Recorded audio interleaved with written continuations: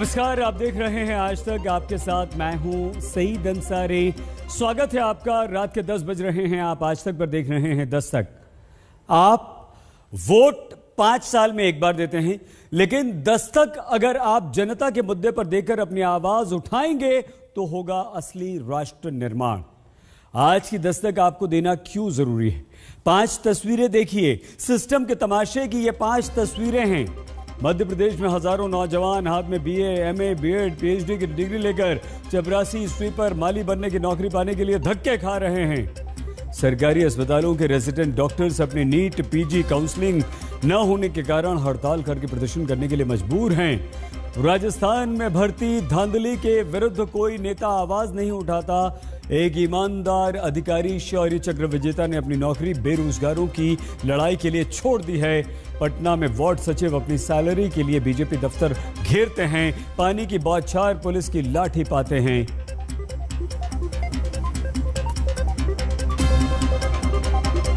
और इन 4 तस्वीरों की कहानी के बीच है उत्तर प्रदेश के उस पीयूष जैन की कहानी, जिसके घर से 200 करोड़ से ज्यादा का कैश, करोड़ों रुपए का सोना चांदी मिल चुका है। भ्रष्टाचार की कमाई की गिनाई जारी है। तो सवाल दस्तक देता सिर्फ एक, क्या एक पीयूष जैन अकेले सिस्टम की आंखों पर पट्टी बांधकर अरबों रुपए की काली कमाई को जन्म दे सकता है?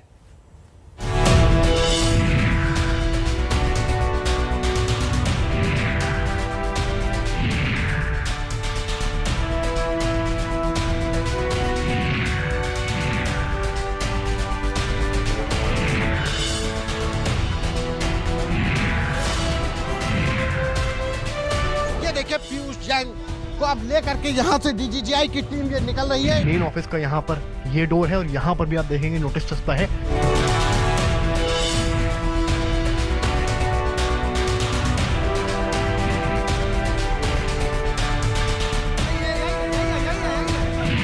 कंबल ओढ़कर घी पीने की कहावत आपने सुनी होगी। कानपुर के थाने में जमीन पर कंबल ओढ़कर लेटे ये काले धन के सबसे बड़े कारोबारी पीयूष जैन। सवाल सीधा सा, क्या पीयूष जैन अकेले अपने दम पर कंबल ओढ़कर काले धन की तिलिस्मी दुनिया बनाते रहे, या फिर पीयूष जैन को अब तक काले धन पर सिक्योरिटी ब्लैंकेट देने वाले कुछ लोग और हैं?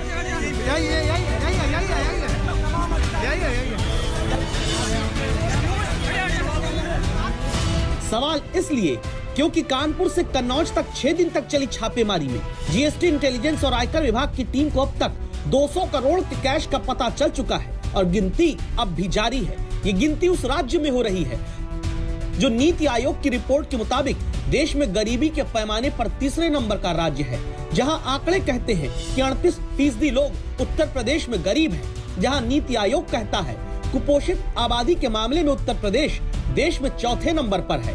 जिस राज्य की आबादी 24 करोड़, सरकार खुद कहती है कि 15 करोड़ लोग मुफ्त मिलते सरकारी अनाज के भरोसे पेट भर पाते हैं, वहां एक अकेला पीयूष जैन कैसे कानपुर से कन्नौज तक देश की हर एजेंसी की नजरों से छिपकर अपनी काली दुनिया चलाता रहा, जिसे गिरफ्तार करके अब जेल भेजा जा चुका है।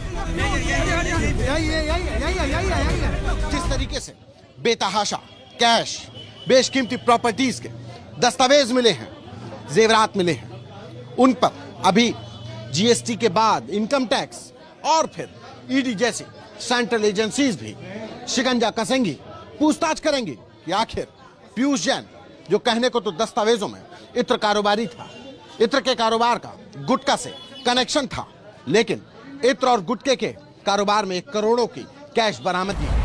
पीयूष जैन पान मसाला बनाने वाली कंपनियों को खुशबू के लिए परफ्यूमरी कंपाउंड देने का काम करता रहा, जिसके कानपुर के घर में बंडलों में बंधे हुए 177 करोड़ रुपए से ज्यादा के नोट मिले। कन्नौज के घर में छापा मारने पहुंची टीम को दीवारों के भीतर रखे नोट निकालने के लिए हथौड़े लेकर मजदूर बुलाने पड़े। माननीय न्यायालय ने रिमांड 14 दिन के लिए दिया है और इसमें टैक्स की चोरी जो पाई गई, अभी लेटेस्ट डेटा के अनुसार 31 करोड़ 50 लाख रुपए का टैक्स का एवेजन सामने आया है। इन्वेस्टिगेशन अभी चल रहा है। नगद बरामद 175 करोड़ रुपए हुआ है, जो कि भारतीय स्टेट बैंक की मेन ब्रांच शाखा में जमा कर दिया गया है। 120 घंटे पीयूष जैन की काली कमाई को पता करने में पहले लगे। 50 घंटे तक दावा है पूछताछ हुई। कानपुर, कन्नौज, मुंबई से लेकर दिल्ली और फिर दुबई तक 16 प्रॉपर्टी के दस्तावेज मिले। कन्नौज में घर के भीतर 18 लॉकर, 500 चाबियों का गुच्छा मिला। कानपुर में 177 करोड़ रुपए मिले। कन्नौज में 17 करोड़ रुपए कैश मिले। छापे में 23 किलो सोना भी मिला, साथ में 6 करोड़ रुपए चंदन का तेल भी। जरा ये देखिए विदेशी ब्रांड का सोना कन्नौज में यूं पीयूष जैन के घर से मिलता रहा, और ये बोरियों में भरा हुआ वो रुपया जो करोड़ों रुपया महीने के 5,000 से कम प्रति व्यक्ति कमाने वाले राज्य के एक कारोबारी के घर से मिलता है। मजेदार बात देखिए, अरबों का काला खजाना रखने वाले पीयूष जैन ऐसा तो रहा नहीं होगा कि किसी को दिखता नहीं, लेकिन नोट की राजनीति है। बीजेपी पीयूष जैन का समाजवादी पार्टी से लिंक जोड़ती है, समाजवादी पार्टी बीजेपी से रिश्ता बताती है, इत्र के कारोबारी उसे अपनी कम्युनिटी से दूर बताते हैं। शासन के नियोजनों से वंचित करके जो पैसा इन्होंने लूट करके रखा था, आज दीवालों से कैसे निकल रहा है, इसका प्रमाण आज आप देख रहे होंगे कि कल 257 करोड़ रुपए और कई किलो सोना और चांदी निकला। आज भी लगभग 100 करोड़ रुपए और कई किलो सोना और चांदी निकल रहा है। ये जो हथकंडे अपनाए जा रहे हैं, ये तब अपनाए जा रहे हैं कि जब उन्हें पूरा भरोसा हो गया कि सरकार जा रही है उनकी। ये वापस नहीं लौट रहे हैं। ये सोचते हैं कि समाजवादी विजय तक रुक जाएगा। आपने छापा मार करके ये बता दिया है कि आने वाले समय में समाजवादी लोग ही आ रहे हैं। उत्तर प्रदेश की जनता आपको हटाने जा रही है। पीयूष जैन ये सारा नोट महल टैक्स चोरी करके खड़ा करता रहा, लेकिन किसके लिए, किसके संरक्षण में, किसके साथ मिलकर? कन्नौज में मामूली पुरानी गाड़ियों में चलता था। बताते हैं कि आसपास की शादियों में पीयूष जैन साधारण कपड़ों में रबर की चप्पल पहनकर जाता रहा। कोई उसका पॉलिटिकल लिंक नहीं बता पाता। एक रेड, करोड़ों की रेड कैसे एक राजनीतिक मसला बन गई है, कैसे एक राजनीतिक विषय बन गई है, जिसमें दो मुख्य दल जो इस बार उत्तर प्रदेश चुनाव में उतरने वाले हैं, वो कैसे एक दूसरे पर आरोप लगा रहे हैं। अब देखना ये कि दोनों के आरोपों में कितना दम है, कौन सही और कौन गलत। किसी भी पार्टी से उन्होंने मतलब नहीं रखा कभी भी। आज दिन तक कभी भी किसी पार्टी का ना मीटिंग में वो गए, ना किसी भी पार्टी के साथ में उन्होंने सपोर्ट किया। चुनावी राज्य उत्तर प्रदेश में पकड़े गए इस ऐतिहासिक काले खजाने को सिर्फ टैक्स चोरी की नजर से देखकर छोड़ दे, इस सवाल की वजह को समझ लीजिए। 2017 विधानसभा चुनाव के दौरान चुनाव आयोग ने उत्तर प्रदेश में 120 करोड़ रुपए कैश पकड़ा था। 2019 के लोकसभा चुनाव के दौरान यूपी से 191 करोड़ रुपए के नोट चुनाव आयोग की टीम ने पकड़े थे। इलेक्शन वॉच नाम की संस्था के मुताबिक इस बार 2022 के चुनाव में उत्तर प्रदेश में प्रचार में 10,000 करोड़ रुपए तक खर्च हो सकता है। तो क्या पीयूष जैन के घर में मिले इन नोटों के जखीरे का कोई राजनीतिक रिश्ता नहीं, कोई चुनावी कनेक्शन, कोई पॉलिटिकल संरक्षण नहीं है? 14 दिन के लिए जेल भेजे गए पीयूष जैन से इन रिश्तेदारियों का भी पता चलना बहुत जरूरी है। कन्नौज से समर्थ श्रीवास्तव के साथ संतोष कुमार, कानपुर आज तक।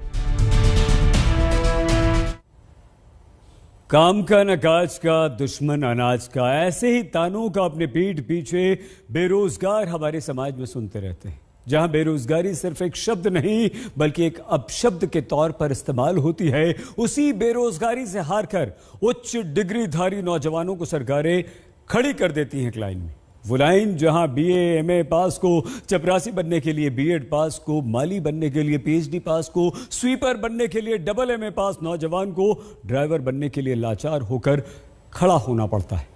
मध्य प्रदेश में सिस्टम के इसी तमाशे के विरुद्ध अब आपको दस्तक देनी।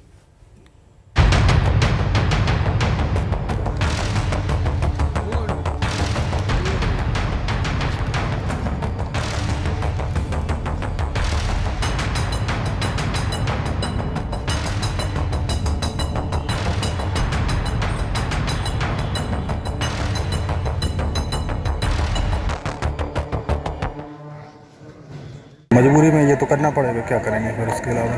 किसी भी प्रकार का रोजगार के अवसर तो यहाँ पे है ही नहीं है।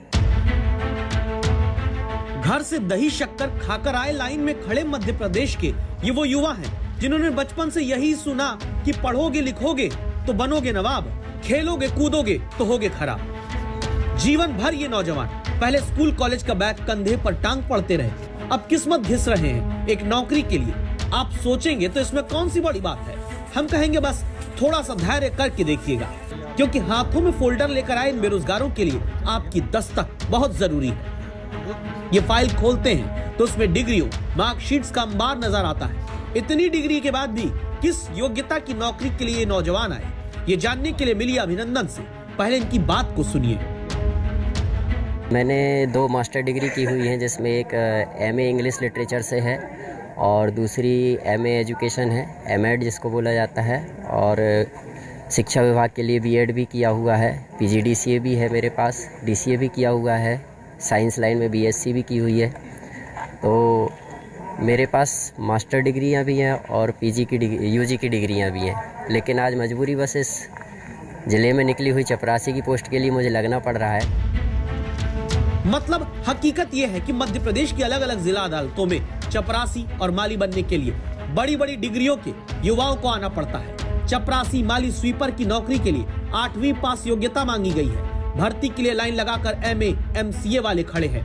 ड्राइवर की नौकरी के लिए 10वीं की योग्यता मांगी है। नौकरी पाने के लिए एमएड से लेकर बीटेक वाले खड़े हैं। चपरासी, ड्राइवर, माली, स्वीपर के नरसिंहपुर में 16 पदों पर 7000 बेरोजगार इंटरव्यू देने आए हैं।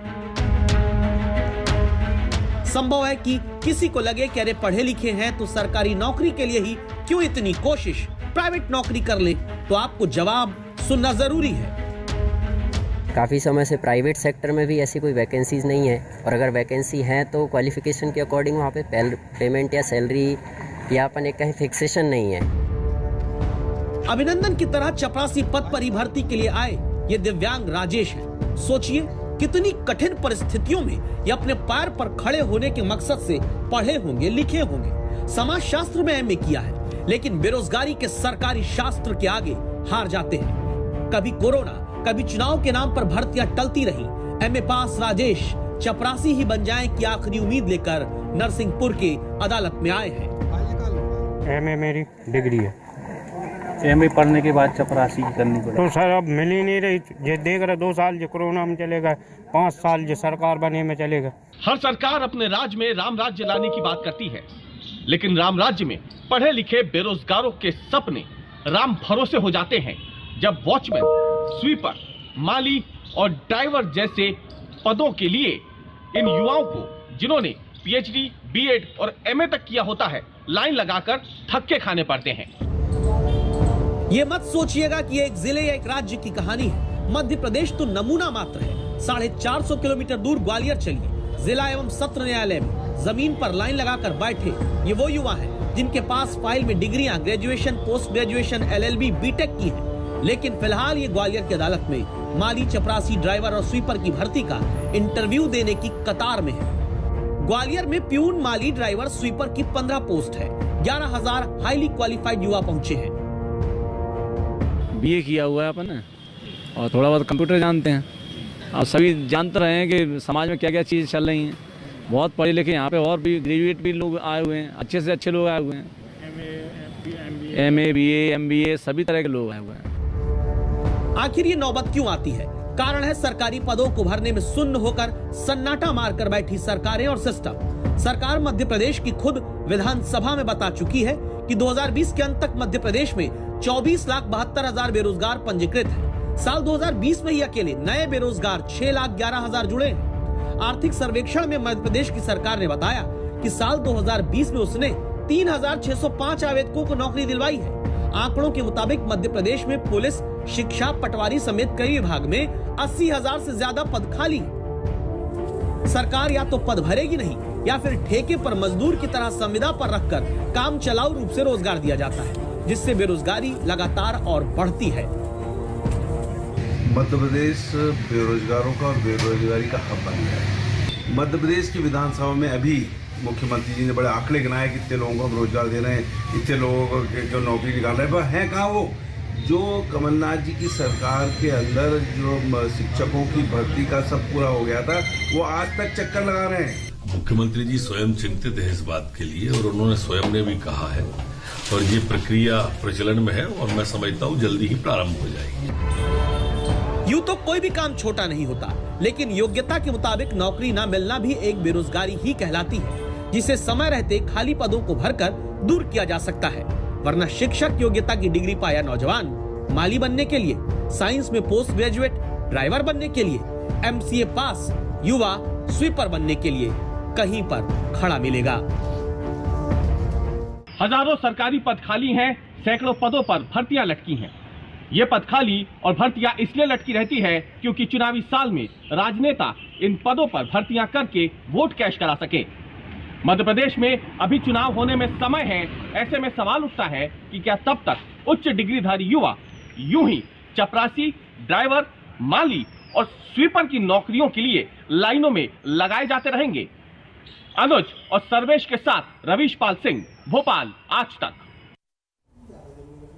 सिस्टम का तमाशा नहीं तो और क्या कहेंगे। जब राजस्थान में ईमानदारी से नौकरी पाने के लिए नौजवान संघर्ष करते रहे, युवा आंदोलन करते रहे, एम्बुलेंस में अस्पताल जाने को मजबूर हो जाएं, सरकार के कान आंख बंद हो जाएं, आवाज उठाने के लिए शौर्य चक्र विजेता को अपनी नौकरी से इस्तीफा देना पड़ जाए। तुम संघर्ष करो।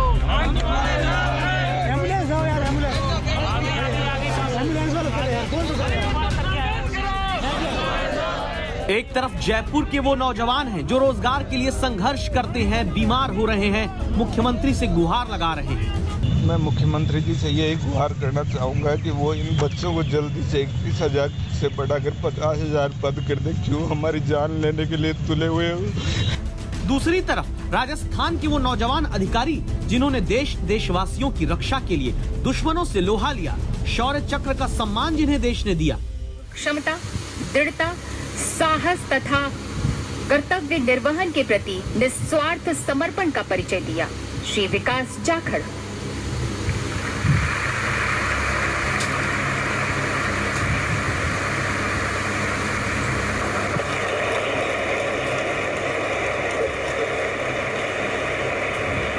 दुश्मनों के दांत खट्टे करने वाले शौर्य चक्र विजेता विकास जाखड़ CRPF में असिस्टेंट कमांडेंट रहे। राजस्थान में बेरोजगारों से होते अन्याय के कारण अब अव्यवस्था से लड़ने के लिए इस्तीफा दे देते हैं। एक आदमी के त्याग से कोई भी लड़ाई होती है, वो बलिदान, त्याग, समर्पण मांगती है। तो एक आदमी के त्याग से यदि सरकार को थोड़ा सा भी मतलब ये एहसास हो कि वो गलत कर रही है, और हमारे जो युवा हैं, विद्यार्थियों में एक जागरूकता है कि जब तक आप आवाज़ नहीं उठाओगे, अपने हक के लिए बोलोगे नहीं, गलत के खिलाफ आप यदि अपनी आवाज़ बुलंद नहीं करोगे, तो ये चलता रहेगा और इस सिस्टम का हिस्सा बन जाएगा।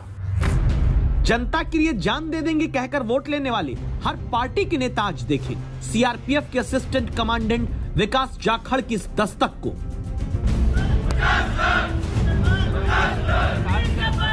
जब राजस्थान में सर्दी, बारिश, धूप में लगातार दिन रात एक करके हजारों युवा रीट भर्ती यानी शिक्षक भर्ती से जुड़े पदों को बढ़ाने की लड़ाई लड़ रहे हैं, तब इन बेरोजगारों से मिलने एक नेता नहीं आता, एक मंत्री अपना केबिन नहीं छोड़ पाता, एक अधिकारी अपनी कुर्सी से हिल नहीं पाता। तब इन्हीं युवाओं की लड़ाई लड़ने के लिए CRPF के उन असिस्टेंट कमांडेंट विकास जाखड़ ने अपनी नौकरी से इस्तीफा दे दिया, जहां वो 36 वर्ष और काम कर सकते थे। क्या एक विधायक में है हिम्मत कि वो विकास जाखड़ की तरह आगे आकर कहे कि हाँ, हो रहा है अन्याय राजस्थान के इन बेरोजगार युवाओं के साथ जो जमीन पर हाथ जोड़कर नतमस्तक है? हाँ, मैं भी विकास जाखड़ की तरह इन नौजवानों के साथ आंदोलन करने के लिए छोड़ता हूँ अपनी कुर्सी। क्या एक विधायक या मंत्री ऐसा कह सकता है? छोड़ सकता है कि अपनी लाल बत्ती, अपना लाखों का वेतन और भत्ता? नहीं है किसी में भी हिम्मत। बेरोजगारों के लिए आहत होकर असिस्टेंट कमांडेंट का नौकरी छोड़ देना क्या राजस्थान सरकार को आहत कर पाएगा?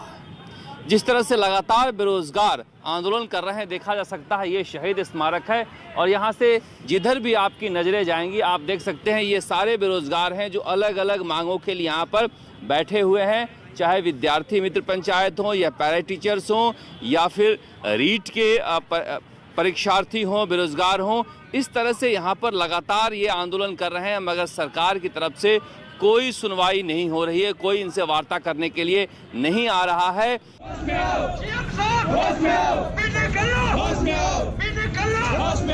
जब सरकार और सिस्टम दोनों के कान बंद हो जाते हैं, तब युवा आंदोलन करता हुआ या तो बीमार होकर एम्बुलेंस में जाता है या फिर आगे आंदोलन तेज करने की जिम्मेदारी को अपना रोजगार मान लेता है। पूरा अभी बेरोजगार को न्याय नहीं मिल पाया, इसलिए हमने एक योजना बनाई है। 21 जनवरी सीकर से युवा जागृति अभियान और सदस्यता अभियान चला रहे हैं। पूरे प्रदेश स्तर पर चलेगा, जिला स्तर से लेकर तहसील स्तर जाएगा। पूरी कार्यकारिणी का गठन किया जाएगा और जयपुर में युवा बेरोजगार महासम्मेलन के माध्यम से एक बड़ा महापड़ाव डाला जाएगा। यकीन मानिए, अगर अभी चुनाव राजस्थान में होते तो बेरोजगारों की रीट परीक्षा दोबारा कराने से लेकर खाली पद भरने, रीट में पद बढ़ाकर 50,000 करने समेत हर मांग सुन भी लेती सरकार, पूरी भी कर देती। लेकिन दुर्भाग्य है कि राजनेताओं के आंख और कान सिर्फ चुनाव होने पर खुलते हैं।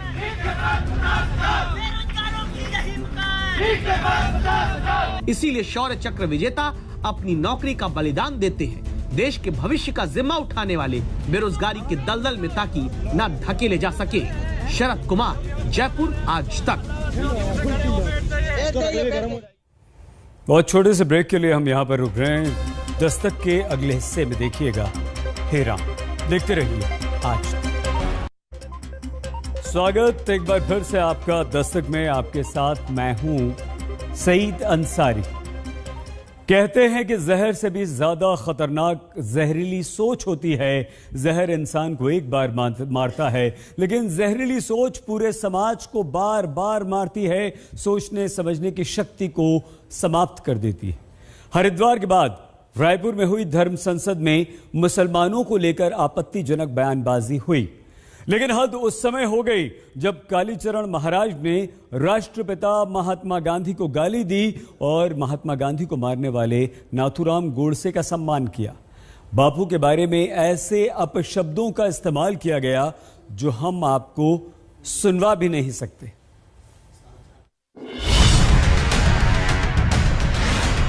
अगर धर्म का संरक्षण करना है तो राजा कट्टर हिंदूवादी बिठा। उसने जो धौंस की 15 मिनट में काट डालेंगे, तो उनकी तैयारियां है भाइयों। और तुम्हारी तैयारियां क्या है बे? हैं? क्या तैयारियां? कोई तैयारियां नहीं है। मुसलमानों का, क्रिश्चियनों का स्पष्ट टारगेट है। राजा क्रिश्चियन या मुसलमान बैठे अथवा क्रिश्चियनों को या मुसलमानों के तलवे चाटने वाला बैठे। जो हिंदू इसमें काम करेगा, जो हिंदू इसमें काम करेगा। बापू हम शर्मिंदा है क्योंकि आपको गालियां देने वालों की बातों पर ठहाके लगाए जा रहे हैं। बांग्लादेश और पाकिस्तान हमारे सामने कब्जाया, उन्होंने राजनीति के द्वारा कब्जाया। मोहनदास करमचंद गांधी ने सत्यानाश किया। और नाथूराम गोडसे जी को नमस्कार है, मार डाला। बापू हम शर्मिंदा है क्योंकि कुछ नेता देश की सर्वधर्म संभाव वाली संवेदना से बेखबर हैं। The Hindu has been taken out from his mother religion. There is only one possible solution. There is only one solution to address this anomaly. Those people who have left their mother religion and have, for various socio-political, economic reasons over the course of India's history, those who have gone out of the Hindu fold must be brought back in whole.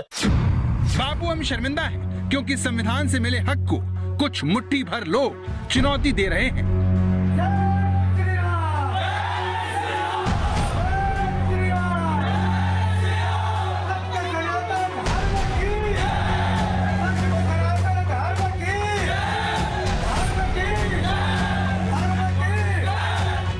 जो महात्मा गांधी सत्य को ही धर्म मानते थे, जो बापू दूसरों के दुख में दुखी होने को धार्मिक होने की पहचान मानते थे, जिनके लिए इंसानियत ही धर्म था, उन राष्ट्रपिता को पूजने के बजाय खुलेआम गालियां देने का अधर्म हो रहा है। जब सारी दुनिया गांधी की अहमियत को मान रही है, तब हमारे देश से ही ऐसी कुछ आवाजें भारत की आत्मा को चीरने का काम कर रही हैं। इन आवाजों में कुछ नेताओं की भी आवाज है जो देश की सर्वधर्म संभाव वाली आत्मा पर चोट किए जा रहे हैं।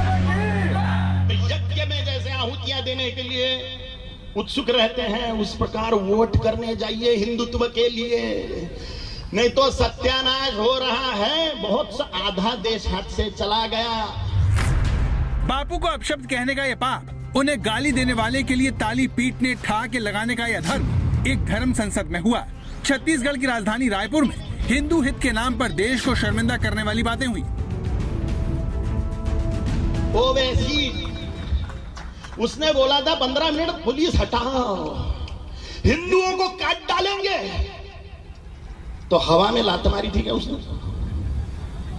नहीं, हवा में लात नहीं मारी उसने। सच्ची में मुसलमानों की तैयारियां हैं, सच्ची में मुसलमानों की तैयारियां हैं। ये पुलिस वाले जब मस्जिदों पे और मदरसों पे रेड करते हैं तो तलवारों के, आरडीएक्स के, AK-47 के जखीरे निकलते हैं। तुम्हारे मंदिरों में क्या है? क्या है तुम्हारे मंदिरों में? सोने चांदी की तलवारें हैं जिससे सब्जी नहीं काटी जा सकती।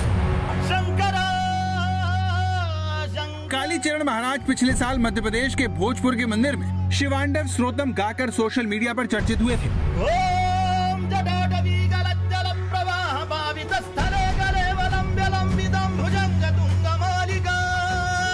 उनके इस वीडियो ने शिव भक्तों का मन मोह लिया था। यहाँ तक कि कई बॉलीवुड सितारों ने भी उनकी जमकर तारीफ की थी। उस वक्त कालीचरण को महादेव के प्रतिभाशाली भक्त के रूप में खूब सुर्खियां मिली थी। कालीचरण महाराज महाराष्ट्र के अकोला के पुराने शहर शिवाजी नगर के रहने वाले हैं। उनका असली नाम अभिजीत धनंजय सराग है। अकोला में जन्मे अभिजीत के पिता की एक मेडिकल शॉप है। 8वीं क्लास तक ही पढ़े 48 साल के कालीचरण को बचपन में ही उनकी मौसी के घर इंदौर भेज दिया गया। यहीं पर उन्होंने हिंदी सीखी और भैयू जी महाराज के आश्रम में जाने लगे। भैयू जी महाराज को गुरु बनाने के बाद उन्हें नया नाम मिला कालीचरण। खुद को शिव भक्त बताने वाले कालीचरण महाराज अपने रूप और श्रृंगार को लेकर चर्चा में रहते हैं, लेकिन गांधी जी को अपशब्द कहने की वजह से अब उनका चौतरफा विरोध हो रहा है। ये पुलिस वाले धर्मात्मा हैं, ये पुलिस वाले धर्मात्मा हैं, इनके कारण धर्म बचा हुआ है। अभी रामनवमी में संरक्षण पुलिस वाले देंगे, दिवाली में संरक्षण पुलिस वाले देंगे, नवरात्रि में संरक्षण पुलिस वाले देंगे, कृष्ण जन्माष्टमी को रैली निकल रही है, संरक्षण पुलिस वाले देंगे। इतना खौफ है तुम्हारे धार्मिक उत्सवों के लिए, तुम ढंग से तुम्हारे धर्मोत्सव मना नहीं सकते अगर ये पुलिस वाले ना हो तो। इनके चरण धोके पानी पीना चाहिए हम लोग। साधु वो होता है जो काम, क्रोध, लोभ, मद और मोह से मुक्त होता है, जिसके दिल में दूसरों के लिए सिर्फ प्रेम होता है। लेकिन कालीचरण महाराज ने बता दिया कि धार्मिक वेशभूषा से कोई साधु नहीं बन जाता। का टारगेट राजनीति के द्वारा राष्ट्र कब्जाना है। उन्होंने हमारे आंखों के सामने 47 में कब्जा लिए भैया, 2 कब्जा है हमारे आंखों के सामने। ईरान, इराक, अफगानिस्तान तो पहले ही कब्जा चुके थे। बांग्लादेश और पाकिस्तान हमारे सामने कब्जाया, उन्होंने राजनीति के द्वारा कब्जाया। बांग्लादेश और पाकिस्तान हमारे सामने कब्जाया, उन्होंने राजनीति के द्वारा कब्जाया। मोहनदास करमचंद गांधी ने सत्यानाश किया। और नाथुराम गोडसे जी को नमस्कार है, मार डाला। छत्तीसगढ़ के रायपुर से पहले हरिद्वार में हुई धर्म संसद देश के माथे पर कलंक लगाने का काम कर चुकी है। इन धर्म संसदों के जरिए देश में सौहार्द का माहौल बिगाड़ा जा रहा है और नफरत के बीज बोए जा रहे हैं। गलत था, पूरा गलत था, जिसमें क्योंकि मैं इसलिए मैं क्षमा भी चाहता हूँ। हमारी पूरी आयोजक समिति इस चीज के लिए क्षमा चाहती है। हमको यह जानकारी नहीं थी कि कालीचरण महाराज आकर के महात्मा गांधी के बारे में ऐसा शब्द कहेंगे। उस समय जब महात्मा गांधी जी को गाली दी जा रही थी, उस समय आपने कुछ नहीं बोला? किसने?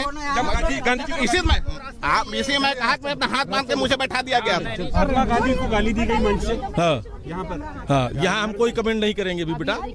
अभी यहाँ शांति है, वो जो माहौल है साधु उसको शांत करना। ऐसा नहीं है कि कालीचरण की बातों का धर्म संसद में बैठे किसी संत ने विरोध नहीं किया। रायपुर की इस धर्म संसद के संरक्षक महंत राम सुंदर ने तो खुद को इस धर्म संसद से अलग कर लिया। सन 1947 का वह घटना याद करिए जिस परिस्थिति वर्ष भारत स्वतंत्र हुआ। वह महात्मा गांधी ने क्या कुछ नहीं किया जिसे राष्ट्रपिता की उपाधि से नवाजा गया। अब उनके विषय में इस धर्म संसद से ऐसी बात, ये हमारे सनातन धर्म नहीं हो सकता। मैं बहुत क्षमा चाहता हूं आप सबसे। आप लोग भले ही बुरा लगा हो, इस धर्म संसद में अपने आप को अलग करता हूँ।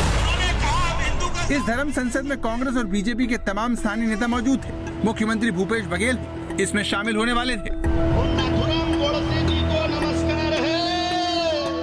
हेमंत शर्मा, रायपुर, आज तक। रायपुर में हुई धर्म संसद में महात्मा गांधी को अपशब्द कहने वाले कालीचरण महाराज की गिरफ्तारी की मांग हो रही है। छत्तीसगढ़ सरकार ऐसी कौन सी कार्रवाई करने जा रही है ताकि ऐसा दोबारा न हो? इन सारे प्रश्नों को हमारी सहयोगी मौसमी सिंह ने छत्तीसगढ़ के मुख्यमंत्री भूपेश बघेल से पूछा। आज तक में हमारे साथ खास मेहमान छत्तीसगढ़ के मुख्यमंत्री भूपेश बघेल साहब जुड़ रहे हैं। बघेल साहब, आज तक में स्वागत है आपका। नमस्कार जी। नमस्कार। बघेल साहब का दिनचर्या काफी बिजी रहता है, कभी इस प्रदेश में, कभी उत्तर प्रदेश में, कभी छत्तीसगढ़ में, हमेशा लगातार दौरों पर होते हैं।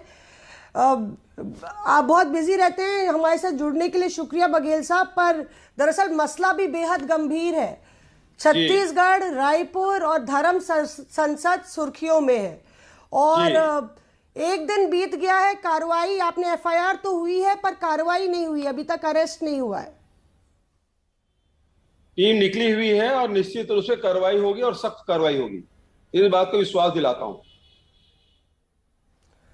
क्या एफआईआर दबाव में और खाना पूर्ति के लिए हुई? क्योंकि धारा 505(2) और 294 के तहत मामला तो दर्ज किया गया है, पर कालीचरण महंत के खिलाफ किया गया है, बाकी ऑर्गेनाइजर्स के खिलाफ कोई कार्रवाई क्यों नहीं बघेल साहब? देखिए, विवेचना में सारी बातें आएगी और पुलिस विवेचना में मतलब पहले ही एफआईआर में सारी धाराएं नहीं लग जाती, विवेचना में लिया गया है और विवेचना में जो लोग भी दोषी पाए जाएंगे उनके खिलाफ कार्रवाई की जाएगी। इस बात को विश्वास में दिलाता हूं जी। क्योंकि मसला दरअसल सिर्फ रायपुर का नहीं है। अभी हरिद्वार में जो धर्म संसद हुई थी वो भी सुर्खियों में थी और लगातार ये आरोप लग रहे हैं कि जो आयोजक है, अगर बात करें महंत रामसुंदर दास की, तो वो उनको कैबिनेट रैंक मिली हुई है, कैबिनेट का दर्जा मिला हुआ है। तो ऐसा आरोप विपक्ष लगा रहा है कि कांग्रेस के संरक्षण में इस धर्म संसद को इजाजत दी गई और इस तरह से वैमनस्य फैलाने की इजाजत कांग्रेस के संरक्षण में दी गई, कांग्रेस के नेताओं की मौजूदगी में। क्या कहेंगे? देखिए मौसमी जी, ये जो धर्म संसद का आयोजन किया गया, तो आयोजकों ने न केवल महंत रामसुंदर दास को संरक्षक बनाया, बल्कि यहाँ रायपुर के अन्य विधायक हैं उसको भी संरक्षक बनाया गया, भारतीय जनता पार्टी के विधायक है उसको भी संरक्षक बनाया गया, यहाँ के जो पार्षद हैं उनको भी उसमें आयोजकों में शामिल किया गया। तो ये क्योंकि सनातन धर्म के बारे में चर्चा होगी तो स्वाभाविक रूप से सब लोग इसकी सहमति दे दी। देशद्रोह का मुकदमा क्या दर्ज किया जाएगा? क्योंकि ये भी मांगे उठ रही हैं, क्योंकि देश के राष्ट्रपिता के खिलाफ इस तरह की अभद्र टिप्पणियां हुई, इस तरह की गालियां निकाली गई, इस तरह की भाषा का प्रयोग किया गया, तो देशद्रोह का मुकदमा क्या दर्ज होना चाहिए? वो मौसमी जी, जिस प्रकार से राष्ट्रपिता महात्मा गांधी के खिलाफ जिन शब्दों का प्रयोग किया गया है, सामान्य व्यक्ति के लिए भी ये मुनासिब नहीं है। और वो संत का चोला पहना हुआ था, गेरुआ वस्त्र पहना हुआ था, उससे तो कतई उम्मीद नहीं की जा सकती। लेकिन यदि कोई गुंडे बदमाश इस प्रकार से यदि वस्त्र धारण कर ले और इस प्रकार, तो उसे साधु तो नहीं कहा जा सकता, लेकिन वो किया गया तो उसके खिलाफ तो कड़ी कार्रवाई होगी ही। आपने जिक्र किया कि दुरुपयोग हो रहा है इस तरह के मंचों का। क्या चुनाव है 5 राज्यों में, उत्तर प्रदेश के आप प्रभारी भी हैं, चुनाव प्रभारी, तो क्या चुनावी मौसम को देखते हुए आप कह रहे हैं कि ये साजिश हो रही है एक तरीके से माहौल बिगाड़ने की, चाहे वो हरिद्वार हो या रायपुर? बिल्कुल, ये सीरीज तो चल रहा है। छत्तीसगढ़ में इसके पहले भी धर्मांतरण को लेकर, सांप्रदायिकता को लेकर बहुत भारतीय जनता पार्टी और आरएसएस के अनुषांगिक संगठनों ने बहुत सारे कार्यक्रम किए, लेकिन छत्तीसगढ़ शांतिप्रिय प्रदेश है और अभी जो उपचुनाव हुए उसमें मुंह की खानी पड़ी। और रमन सिंह जो पूर्व मुख्यमंत्री हैं उसके वार्ड से भी वो चुनाव हारे जहां उपचुनाव हो रहे थे। तो यहाँ की जनता ने बिल्कुल इनको दरकिनार कर दिया और 15 जो चुनाव हुए उसमें से 14 ये लोग बुरी तरह हारे। तो जनता ने जवाब दे दिया, छत्तीसगढ़ में इस प्रकार की कोई चीज नहीं चलती। ये शांति प्रिय प्रदेश है, यहाँ भाईचारा और प्रेम और सौहार्द का वातावरण है। इस यहाँ के वातावरण में जहर घोलने की जो कोशिश करेगी जनता बर्दाश्त नहीं करती। और बहुत छोटा सा ब्रेक दस्तक में। आज के लिए बस इतना ही। आप प्लीज अपना बहुत ख्याल रखिएगा। देखते रहिए आज तक।